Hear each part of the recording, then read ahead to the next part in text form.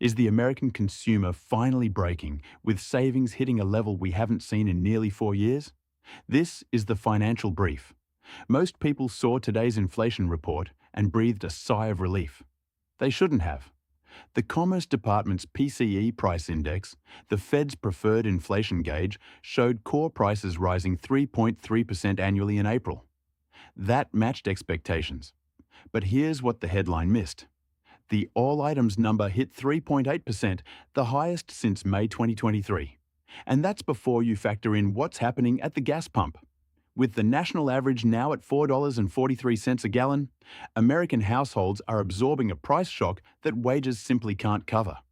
This is what economists are calling the squeeze cycle, a pattern where inflation technically meets forecasts but still erodes real purchasing power month after month. Now, you're probably thinking, if inflation hit expectations, why should I worry? Because meeting expectations at elevated levels isn't progress. It's stagnation. The Fed remains pinned. Officials won't cut rates while core sits at 3.3%, and they won't hike into a consumer that's already bleeding. For anyone with a variable rate mortgage or credit card debt, that means borrowing costs stay punishing through the summer at minimum. The monthly core reading did soften to 0.2%, offering a flicker of hope. But one soft month doesn't make a trend.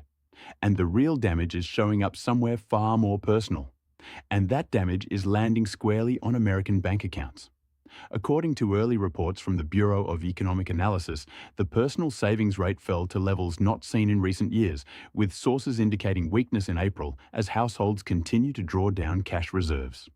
That's a sharp pullback from 3.2% in March and 5.8% a year ago. Heather Long, chief economist at Navy Federal Credit Union, said the deterioration signals genuine strain on consumer finances.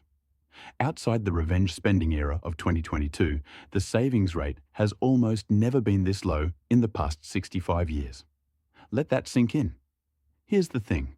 This isn't just about people choosing to spend more. It's about people having no choice. When gasoline alone eats an extra $40 to $60 a month out of a household budget, and groceries and utilities keep climbing, the savings cushion isn't optional anymore. It's gone. The rate dropped from 3.2% in March and 5.8% a year ago. That trajectory is alarming, and it's coinciding with another warning sign. According to Fidelity, more workers are raiding their 401k accounts for cash, even as average balances have fallen amid this year's market volatility. So, what does this actually mean? It means the American consumer, the engine of 70% of GDP, is running on fumes, not crashing, but thinning out. And when consumers thin out, corporate earnings follow. The question every investor should be asking isn't whether spending will slow. It's when. Turning to tech, and a story that couldn't be more different in tone. Snowflake just had the kind of day most companies dream about. Shares surged 37%, heading for the company's best session ever, after it topped Wall Street's first quarter expectations and announced a $6 billion compute deal with Amazon. Finance chief Brian Robbins told analysts that AI tools like Cortex Code are creating what he called a step function change in revenue potential. The company also raised its second quarter guidance, projecting product revenue between $1.415 and $1.42 billion, above analyst expectations of $1.37 billion. Now, you're probably wondering whether this is real or just another AI hype cycle. Turns out there's a meaningful distinction here. Snowflake isn't selling AI dreams, it's selling AI infrastructure that enterprises are actually deploying and paying for right now.